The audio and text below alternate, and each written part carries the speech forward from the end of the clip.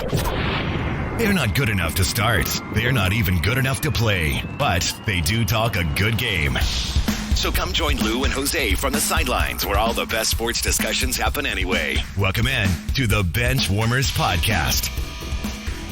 Welcome into the program, everybody. I am Lou Ruggieri. That is Jose Ortiz. And this is the Benchwarmerz podcast. Wherever, whenever, and however you happen to be listening, we appreciate you taking some time to spend it with us. We are going to try to make it worth your while. And we have quite the show. It's NFL stocked, packed, ready to go. Tons of NFL news. Obviously, it was the big wild card weekend, so we're going to touch on all the games. We have to look forward to the divisional round next week, some NBA talk in the second hour. But this hour, we're just going to jump right in. We have 6 games to break down, so we're going to do them sort of in just reverse order, essentially. And we're going to touch on the Browns first, and then going to go through from last to first as it happened this last weekend. Hopefully, you're following along on either the iHeartRadio podcasting app or Amazon Podcasts. You can find us pretty much wherever podcasts are available. So if you're listening to us, good job, you found us. Reviews are appreciated, as always. I know everyone says that and does that, but a little shameless self-promotion. We try hard, so we like to get some feedback. Facebook, YouTube, Instagram, at the Benchwarmerz Podcast, at the BW Pod on Twitter, or you can email us, the Benchwarmerz Podcast at yahoo.com, Benchwarmerz with a Z. And Jose, we're just jump right in, man. Let's hit it and hit it hard. And first off, we don't have top 5 news stories. We have top 6 games, so we're just gonna get into it. The Browns took on the big bad Steelers, and the Browns made the Steelers just look bad. I mean, this game we kind of talked a little earlier today, and this game to me we had the exact same reaction. I'm sure a lot of other people did too because the similarities, but it felt like the Broncos Seahawks Super Bowl with the obviously, the first pass going over the head of the quarterback. In the Broncos game, it was the Super Bowl and it was a safety, and in this game it was a touchdown over Ben Roethlisberger's head. And I mean, this game was out of control early. I mean, it's 28-0, the most points scored in a quarter in playoff history, I believe. 35-7. You felt like this. I kept thinking, okay, the Steelers are going to remember who they are, and the Browns are going to remember who they are, and eventually and they didn't. The Steelers brought it within 12, I think, a couple times, but I don't. It's crazy. Ben Roethlisberger threw 68 passes, 500 yards, 4 interceptions, it just drops. And this, for a team that started off 11-0, that was not good. It's about as bad of an ending as you can have to such a promising season. And I believe there were numerous things that worked that kind of derailed the Steelers season. And first and foremost, the age of Big Ben. Listen, not every quarterback can be like Tom Brady and still be the bionic man at age 43. Big Ben's 38 years old. You can't ask normal quarterbacks, even when they're Hall of Famers, to go out and throw 600 passes at age 38. I believe this offense hit a wall mid-season and weren't really ever able to kind of get back to where they were. And in this game, right from the beginning, they were in obvious must-pass situations. And that's not what you want for any quarterback, really. But never mind a quarterback who's, at least the offense has looked clearly gassed the entire second half of this season.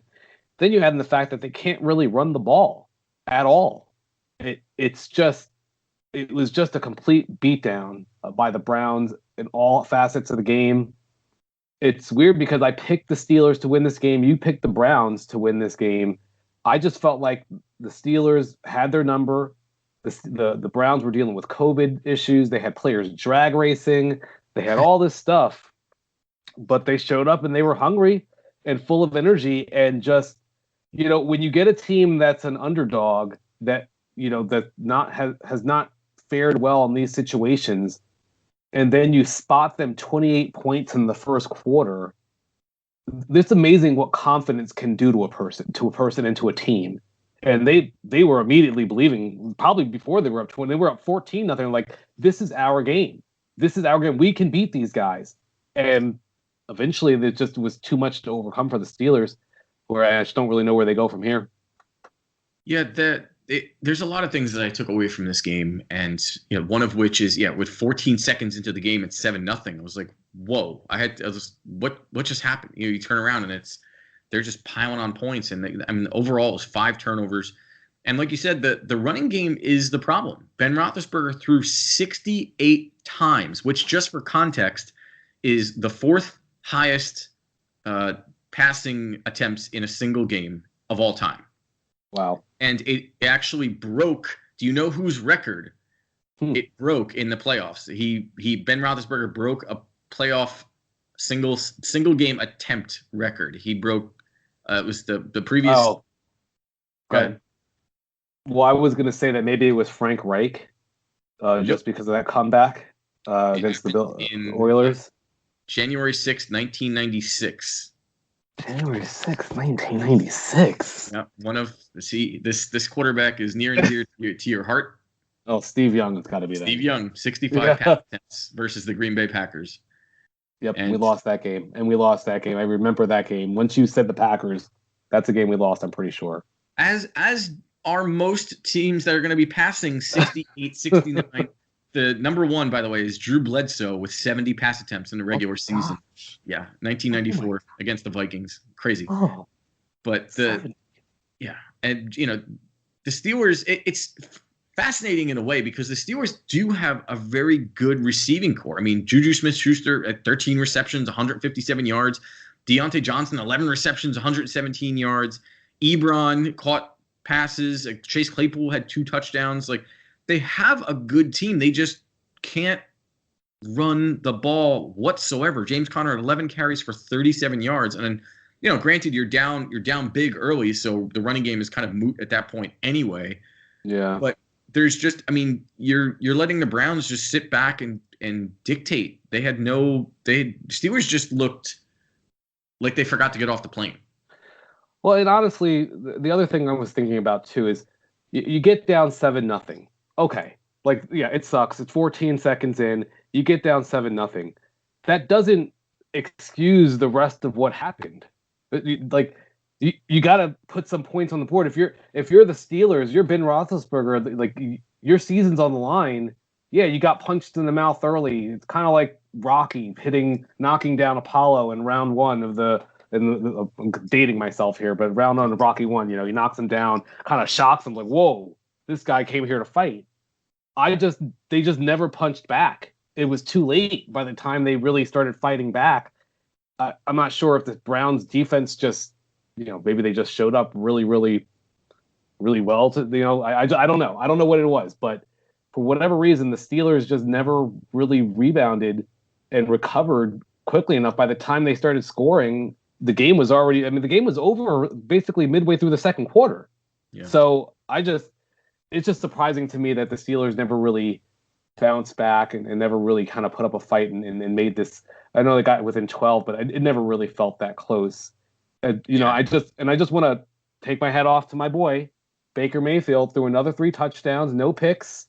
I'm very, very happy for this team, very happy for Baker, and just happy for the fan base that they got the job done and now have an even much bigger task next week, this coming week against the Chiefs. Yeah, I do applaud the Browns. I was happy for them because it felt like watching almost like the original Karate Kid or something, where it's like this Cobra Kai guy dating herself. Yeah, no. Well, Cobra Kai's new though. It's relevant. Okay, so. That's true. Yeah, but you're watching Danielson get his head kicked in, at every turn, and all of a sudden, now it's. I think Al Michaels said it best. Beginning of midway through the first quarter, he said something to the effect of, it feels like 18 years of frustration is being taken out on the field right now, and that's what it looked like. And this game, actually, along with a couple other games we're about to talk about, I do feel like home field advantage played a part because I find it hard to believe that if that stadium was full of Steelers fans, the Browns would have been able to be that dominant that early and not. I feel like the crowd would have made a difference. I don't think maybe enough of a difference, but certainly would have impacted the game on some level. Yeah, I would agree with that, but at the same time, Big Ben threw 4 interceptions. I can't imagine there's too many quarterbacks who have thrown 4 interceptions and have won that game. I don't know what the stat is, but I'm sure there's some stat somewhere that gives the record of quarterbacks who threw 4 interceptions in a game. It's probably not good. Yeah. No, I can imagine that. And we have a lot of offseason to talk about, but Steelers are gonna have to make a decision on Ben Roethlisberger very quickly. I think March 15th, he's due a $15 million roster bonus. So, they can do a number of things. They can not pay him and tell him, let's part ways here. He does have one more year in his contract. Maybe they give him some sort of built-in extension with that money involved. I don't know, but I don't know how to. I mean, such a crazy season. Yeah. It feels a lot like the Seahawks season in a weird way. Like they started off so well and so hot, and I guess it's more akin to the Patriots of last year, where they Patriots started off 8-0. Mm-hmm. And everyone was, crowning them, and then they just got punched in the mouth by the Titans in the playoffs. So this game, similar. But I don't really know what you do if you're the Steelers right now. I don't know how to wrap up the season. How do you look back to what you can't say it was a success. You were 11-0. Yeah, it certainly wasn't a success, especially with a quarterback like Big Ben. It's Super Bowl or bust at this point in his career. He's not playing to go 11-5, and even if they had won and then lost in the next round, it still would have been disappointing. At this stage in your career, you're only playing for Super Bowls. The same thing with Mike Tomlin, a guy who's also late in his career, or not late, but not like he's old, but has played a long time, has coached a long time, and so they came up pretty short. And I don't really know, because it would be easy to say, "Oh, just let Big Ben walk." There's a big drop off from him to Mason Rudolph. You can't. Mason Rudolph cannot be your starting quarterback. Well, what I'm saying is there's just not quarterbacks growing on trees. Yeah. We've just seen that it's hard to find a really good quarterback, and they're going to lose James Conner probably because they're not going to sign him. Marquise Pouncey is going to retire. It could be a complete rebuild right now. It could be that bad. Yeah, I mean, they have a good defense. I hate to see them waste. They gave up a second-round pick for Minkah Fitzpatrick to the Dolphins. First-round pick. Was it a first-round pick? Oh, it was a first round. Right. That's right. Yeah. That's right. And they have T.J. Watt there, who is in the conversation for Defensive Player of the Year. They have a really good defense, and it would be a shame. And they have a really good receiving core. I don't think that a rebuild is necessary. I think you just have to, shore up that offensive line. You have to establish some kind of. There's a lot of free agent running backs that are coming on available. Mm-hmm. So I don't think James Conner is going to be back next year. And I think maybe you update that quarterbacking position to somebody a little. I don't know. Ben just. I don't. There are only like 4 good. If you're really like listing quarterbacks who are significantly better than Ben Roethlisberger, what is there, like 5 or 6? And you're not getting any of them. Like right now, if you could take Ryan Tannehill, is he really that much better than Ben Roethlisberger? I don't think so. No, I mean he's more dynamic, but the situation is what matters, and not in terms of the accrued longevity in a career, but right now, I mean, I think Ryan Tannehill is better than Ben Roethlisberger this season. I think that didn't look that way on Sunday. Or Saturday. We'll get to that. Yeah, they also played a pretty good team, but speaking of questionable quarterbacks, we're gonna move on to the Saints and the Bears. And this one, I mean, I feel like there's not a lot to say here. This game, first of all, I don't know why this game was on in the spot that it was on. This should have been the first game of Saturday. This was not an exciting game. This game went exactly how I expected it to. The Saints just kind of showed up and were like, all right, hey, Bears. The Bears defense played well. Mitch Trubisky played like crap. And the Bears just shot themselves in the foot. The Bears looked like offensively they didn't belong in the playoffs. The defense showed up and tried, but again, like we've seen pretty much all season, the defense was carrying the offense for the most part. And Anthony Miller gets kicked out of the game, and Sims, is that his name? He had Wims, Javon Wims. Wims, with worst drop I've ever seen. Oh my God, that was. You texted me. I watched the game later, and like I saw that message, and I was like, I wonder what game he's watching. I didn't know what game you were watching. I didn't know what player you were referring to. And then when I saw him drop that in the end zone. I was like, oh my God, that's what Jose was talking about. So bad, dude.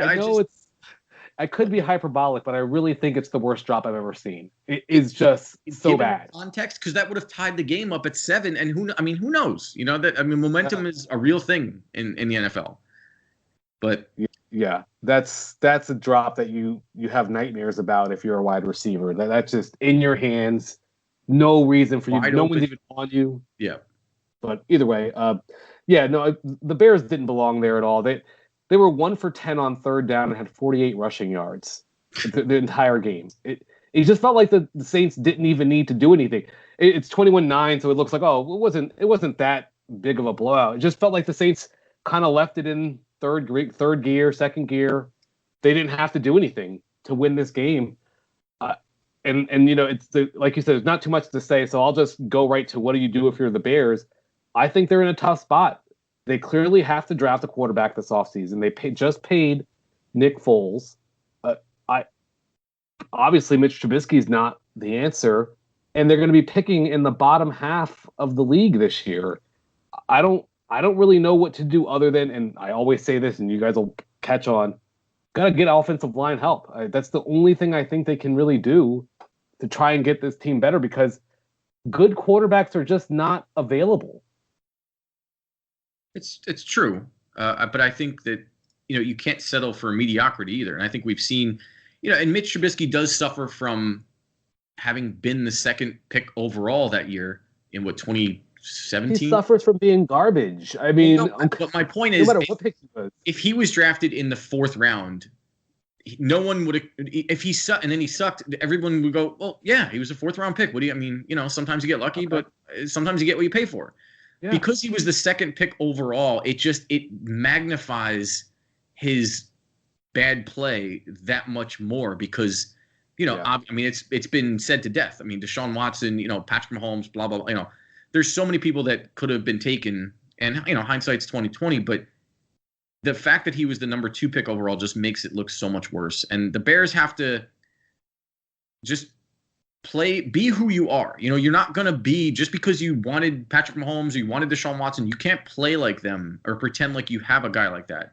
You have a team that's based on defense. I mean, it's the Bears. The Bears historically, great defense, strong running game. That's how they win. That's how they've won. And that's how they're going to win now. That David Montgomery showed up in the last bit of the season. They have Cordell Patterson, who's, whatever. I think they should still add someone else. But their receiving core is not great aside from Allen Robinson. And they just need to, but their defense is amazing. And Allen Robinson's going to be leaving probably in free agency this offseason. He's not signed to a long-term contract. You can say ground and pound and say, we're going to play defense and running game.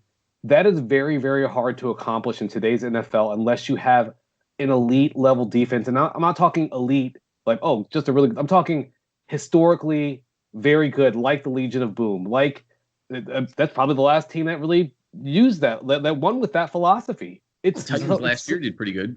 They didn't win the Super Bowl with that philosophy. No. They did okay. They got to the AFC Championship game. That's fine. But and so you can have some success. And I guess if the Bears had gotten to the AFC Championship game, it would have been a success. But first of all, Ryan Tannehill is 10 times the quarterback that Mitch Trubisky is. That's just disrespectful that you would even compare them. We better hope that Ryan Tannehill does not call us about this, because that is just a bad comparison. But I mean, and also Derrick Henry, what is he, 50 times the running back that David Montgomery is? So it's just completely different offenses here. Their defense is better than the Titans' defense. That's true. That's true. I don't know if it's. It just seems like that's not a really reliable winning formula in today's NFL to say, hey, we're going to go with a strong defense and a powerful running game and a below average quarterback, and that's how we're going to win. That just doesn't work anymore. Yeah, I mean, I think that they have to do better, and I think that's the way to do better. And it does depend on the quarterback, but we've seen that Mitch Trubisky is not the answer. So whether it's a quarterback in the draft this year, which is going to be tough because they made the playoffs, or if it's one of the free agents that are going to be out there, that you got to start somewhere. You're going to have but whoever it may be. I mean, you might have a quicker learning curve with a veteran quarterback, but if it's a rookie, you kind of have to default to that strategy anyway, because that's you can't expect not everybody's going to be Justin Herbert and come in and throw for 31 touchdowns. It's just you have to kind of baby them that first year and make it so they're not able to make, take away the mistakes that they can make as much as possible and let them grow slowly. Like we've seen, like Russell Wilson, like Ben Roethlisberger, like, there's so many that Dak Prescott. You're naming Hall of Famers. You're naming guys on Hall of Fame. Dak Prescott is, his first year. They went, 13-3, and he basically just handed the ball to Zeke every game. That's so fair. That's fair. Free agent quarterbacks next year: Phillip Rivers, Ryan Fitzpatrick, Jameis Winston, Cam Newton, Andy Dalton, Tyrod Taylor, Dak Prescott, who's probably going to get franchised, and Mitch Trubisky. There's just no one there. Matt Ryan, Matt Stafford could get traded. Eventually get traded. Sam Darnold is probably on the block. Wow. But I could see the Bears. The Bears they're so bad at this. I could see the Bears trying to sign Cam Newton just because they're watching tape of 2015 Cam, and it just. You definitely have to draft a quarterback and just hope that you get lucky. I worry that they're basically kind of one of these middling teams that are going to kind of stay in the middle and never really get a good draft pick for a few years. It's possible. And on the other side of the ball, the Saints, the Saints looked good. They didn't look great. I thought their defense was good. Drew Brees looked okay. 38-39, 265 yards, 2 touchdowns. Not great, not bad. Kamara looked like, he was 23 carries, 99 yards, a touchdown. He looked pretty good. And they were good. Jared Cook had one run, I think, to get a first down where he just looked like a man amongst boys, which is hard to do against the Bears defense. But overall, the Saints, I didn't come away from this game really impressed with the Saints. I guess maybe I'm not giving enough credit to Chicago's defense, but they just looked good. They didn't look great. I wouldn't be scared of them. Yeah, and I think that's the feeling I've had about the Saints all year long. I will say this about the Saints. I think that they were almost like if you had a Porsche and you just said, no, I don't really have to drive that fast. I can beat you by staying in third gear. And that's what they did. Yeah. I don't know why they did that, but it just felt like there was never any chance for the Bears to win. The offense was just doing nothing on the field. Yeah, that's fair. So we'll see what happens. We have a lot of offseason to talk about, a lot of stuff to talk about the Saints next week going against Tom Brady. But the last game of Sunday, the Ravens avenge their playoff loss from last year. Lamar Jackson gets that monkey off his back and wins a playoff game like everyone has been telling him that he needs to. These two teams, to me, were decidedly mirrors of one another, with slight differences. But I think overall, in totality, they're kind of the same sort of setup. And the Ravens defense showed up. They shut Derrick Henry down, which, in December and January and February is not easy to do whatsoever. But Derrick Henry limited to 40 yards, 18 carries. The aforementioned Ryan Tannehill looked pedestrian, 18-26 for 165 yards, touchdown, interception. Meanwhile, Lamar Jackson on the other side just running roughshod over the Titans. Wasn't Jadeveon Clowney on the Titans? Didn't he go there? I feel like they got him specifically to help with the run defense, and nothing. I swear I never heard his name at all this season. Any games I was watching, I forgot he was even on the team. He didn't play in this game, but he was there early. So I don't know what happened to him, but I knew that they got him specifically to help with run defense, and well, here we are. Yeah, you already mentioned the numbers on the offense. There's no reason to repeat it. It was a very, very disappointing performance from King Henry and Ryan Tannehill. And on the other side of the ball, I don't know what happened that the Ravens have just woken up, where they, over the last 6 games, they're just playing so much better. 236 rushing yards as a team, 136 from Lamar. We even saw them have some success in the passing game. Marquise Brown was over 100 yards, which seemed like the first time in forever that he was over that mark. They just seem to be playing their best football right now, and I'm not sure what happened to kind of switch that light switch on right now.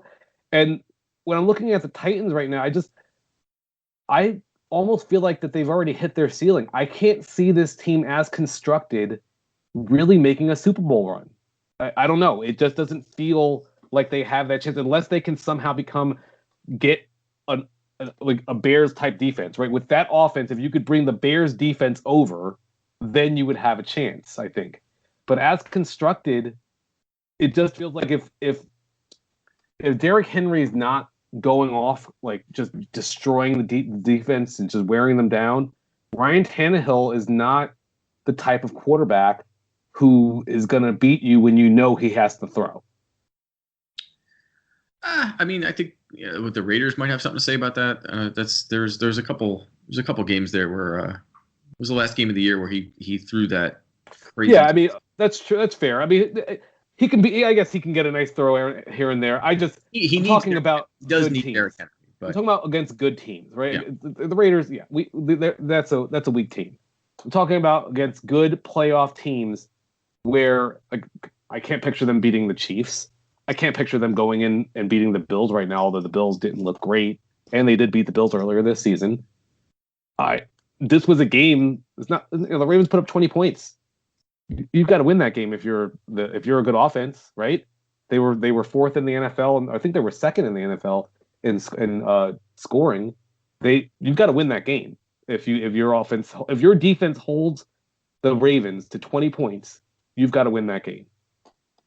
Yeah, and I mean the Ravens just ran over. I think the running defense is the problem for the Titans right now. The Ravens rushed for 236 yards of total run game offense versus 51 for the Titans. I mean, they just beat them down. They had 5 sacks. The Ravens had 5 sacks allowed, which is, I guess, a little surprising. But even on third downs, the Ravens were better on third down. It feels like the Ravens defense, like you said, sort of stepped up and woke up, and they're kind of peaking at the right time.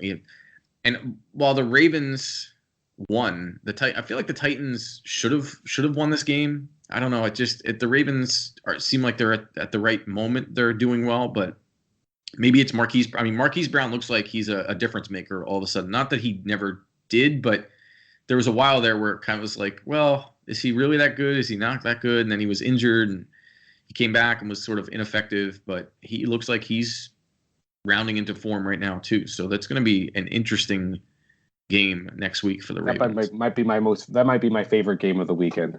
The Bills against the Ravens. Yeah. Probably my favorite game of the weekend. Yeah, that's going to be a showdown for sure.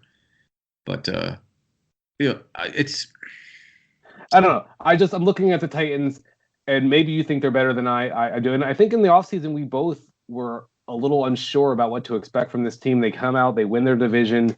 It looks like they close the season looking like, hey, we can maybe do something.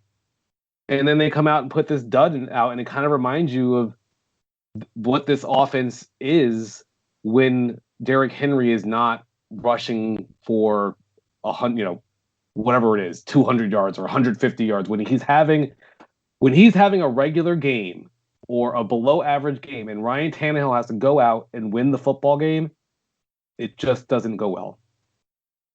Yeah, I mean that's hard to argue with, especially after a loss. So, yeah. All right, we're gonna take a break, and then we're gonna come back. We have to touch on the first 3 games of the weekend and wild card weekend. What are they calling it? Super wild card. Yeah, the two phrases I've heard all week have been super wild card or extra wild card, whatever it is. And then the megacast is the word of the week. That's the buzzword of the week. I just keep hearing megacast about college football and everything else. And we're putting all of these games on 900 places for you to watch them. It's like, okay, I don't want to hear that anymore. But we will touch on the other 3 games from the weekend's megacast when we come back. So stick around. We'll be right back on the Benchwarmerz podcast. You can reduce your risk of COVID-19 by cleaning and disinfecting frequently touched items and surfaces every day. These items include remotes, tables, counters, light switches, doorknobs, handles, toilets, and sinks. Wear disposable gloves to clean and disinfect. If you can see that the item is dirty, wash first with soap and water or another general cleaner. Then use a household disinfectant to kill germs. Follow manufacturer's instructions for application and proper ventilation to safely use the product. For phones or other electronics, follow the manufacturer's instructions for cleaning and disinfecting. If no instructions, use alcohol-based wipes or sprays containing at least 70% alcohol. Dry surface thoroughly. For more tips, visit cdc.gov. Welcome back to the Benchwarmers podcast, where being all talk is actually a good thing. Now, back to the action. Or talk, I guess.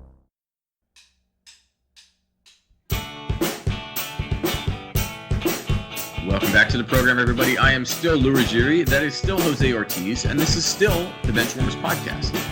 Appreciate you taking some time to spend it with us. Touched on the last three games. First, from NFL Super Wild Card weekend. The Browns beating the Steelers, if in case you haven't heard, which by now you probably have. The Saints blowing past the Bears, no surprise there. And the Ravens avenging their playoff loss from last year, beating the Titans 20-13.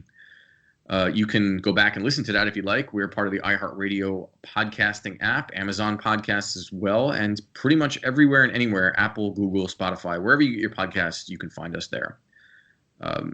This next group of games, I feel were better overall. There's one surprise, but in order, the Bucs, first off, beat the Washington football team. Not surprised here, I guess. This game, to me, there's a couple of takeaways from this game in that, number one, if I'm the Washington football team, was it Taylor Heineke? Yep. Looked incredibly good. He played so. I was actually towards the end of the game, I was kind of rooting for him. He was tough. He was quick. He was mobile. He was decisive. He just looked really good, and I was shocked because I thought without Alex Smith, I thought this game was going to be a blowout, and Taylor Heineke proved me and a lot of other people wrong. And Dwayne Haskins, safe travels, bud. Man, no one's going to even think about you come next season.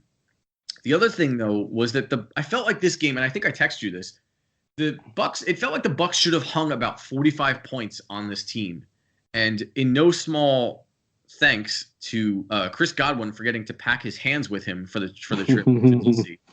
You know, he had 5 receptions. He probably should have had almost 10. He dropped. It felt like every throw that Brady tossed to him was one in his hands, one out of his hands.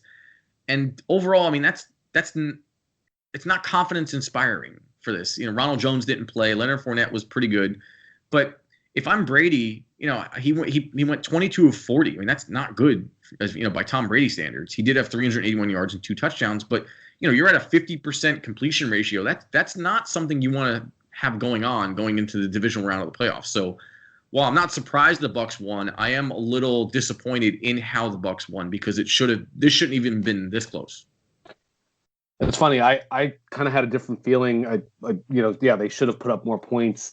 Look, you put up 500 total yards on offense. That's a lot of yards. I know that it didn't translate into as many points as you would have liked.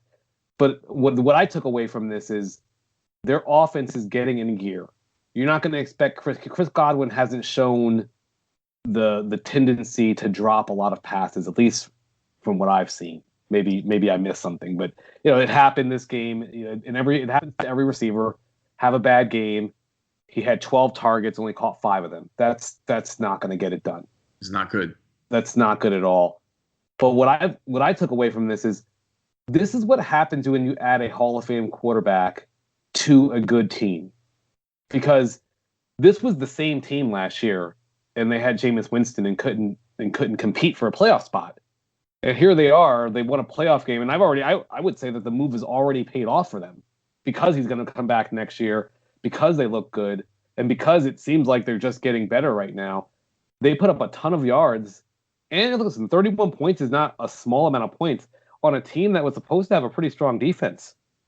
Now, if I'm Washington, I'm happy with Taylor Heineke. I'm keeping him on the team as a nice backup. I mean, he's really proved that he belongs in the NFL and maybe deserves a shot to compete someplace for a starting job. But I'm doing everything in my power to make a trade for Matthew Stafford or Matt Ryan.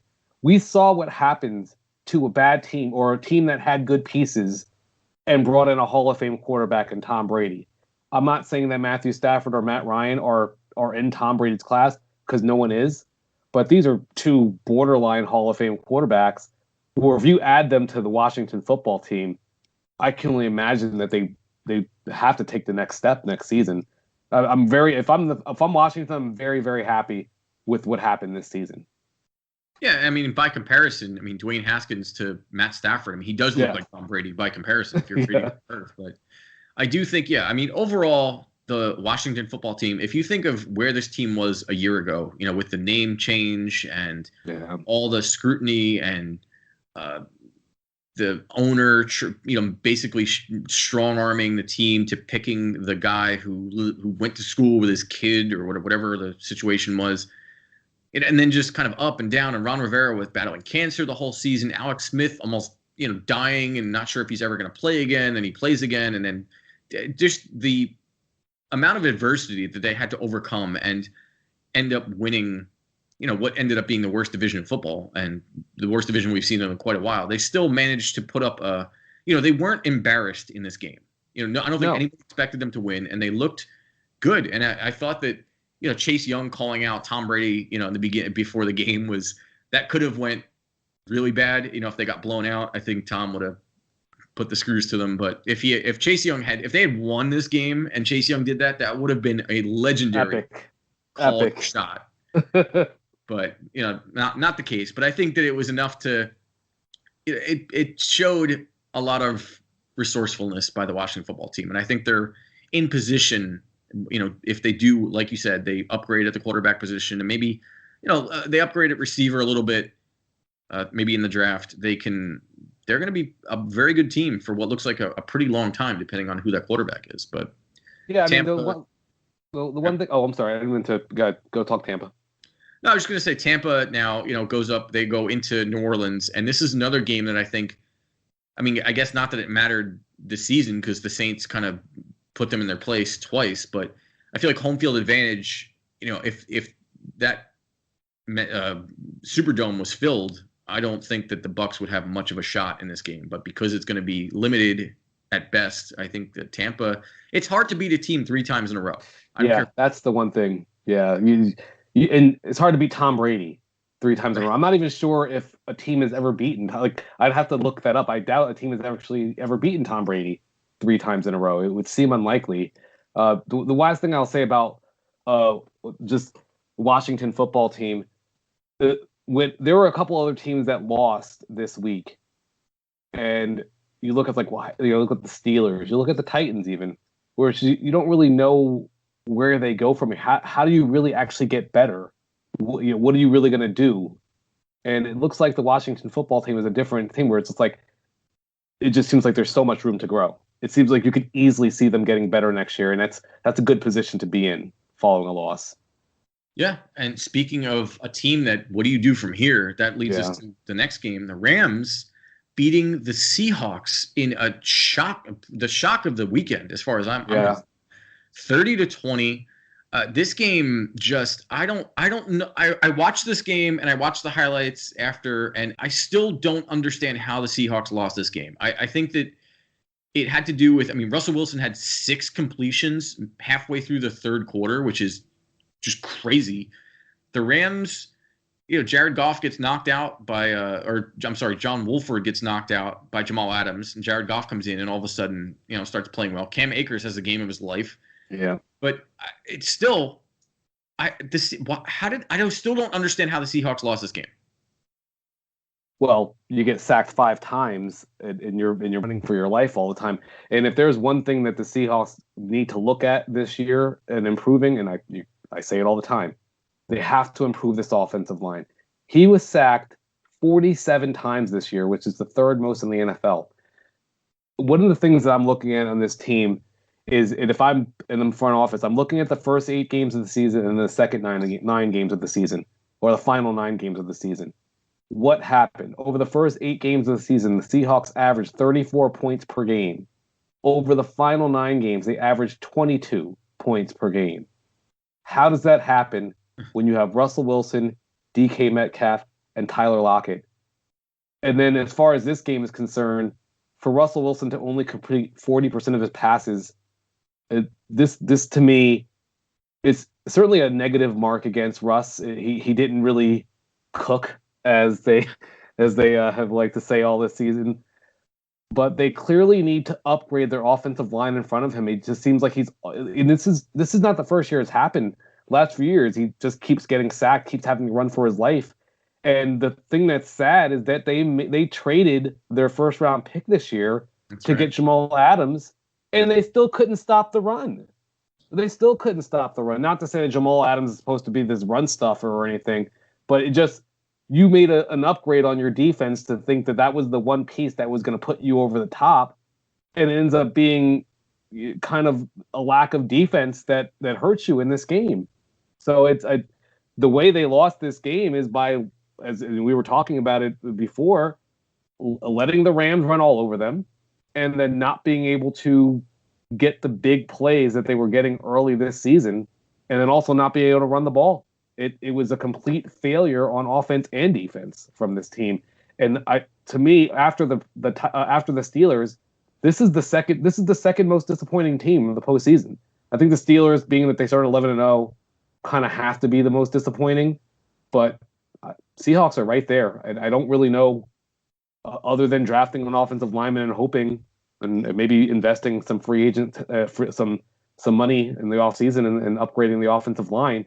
You have to protect Russell Wilson more. If you give him more time, he's gonna be that much more dangerous, especially with DK Metcalf, who's basically unguardable. He had 2 touchdowns against Jalen Ramsey. Yeah, I think that I have to give credit to the Seahawks defense in because of how they started the year. I mean, if you remember back, they were on pace to be historically bad.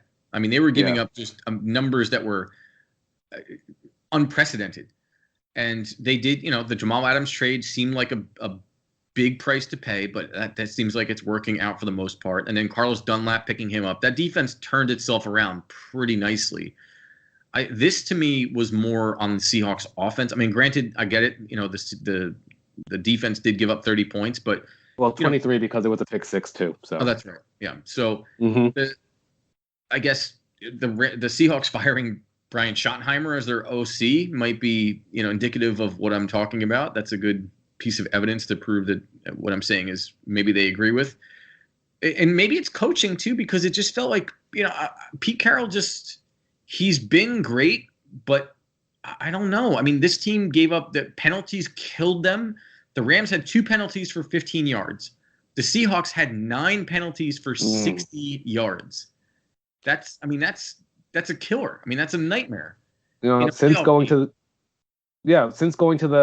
just follow up on your Pete Carroll point, since going to the Super Bowl in 2014, where they lost on that legendary play where they didn't run the ball, he's 3-5 in the postseason since 2014. Yeah, it feels like their running game is suspect, and Chris Carson is okay. I don't think that he's the answer. He looks good when he's out there, but it feels like he needs another piece.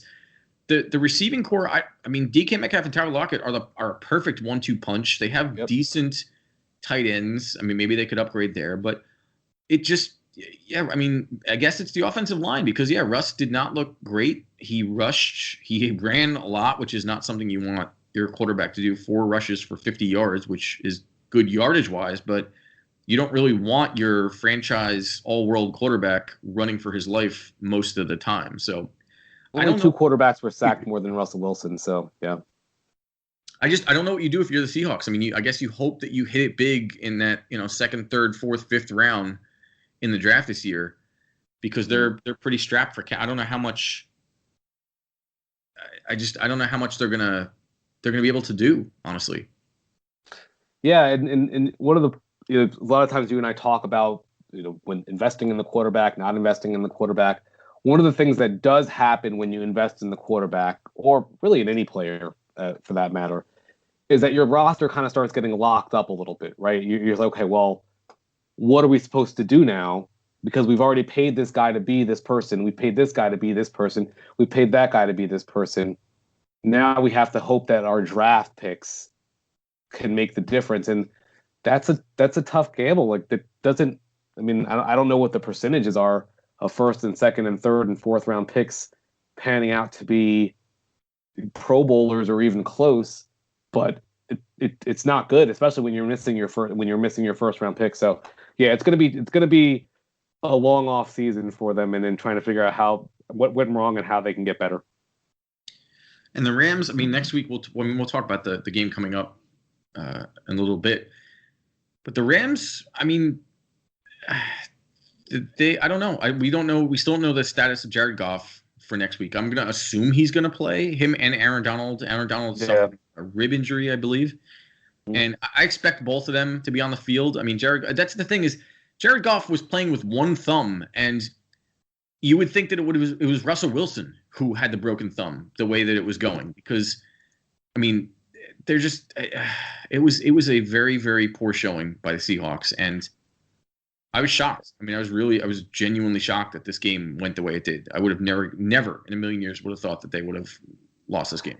Yeah, if I had to pick the Seahawks losing, I would have thought it would have been in more of a shootout, like a high scoring affair or something like that. And looking at the numbers right now, you're absolutely right. You have to put this 100% on the offense. I mean, Jared Goff was 9 of 19 with 155 yards.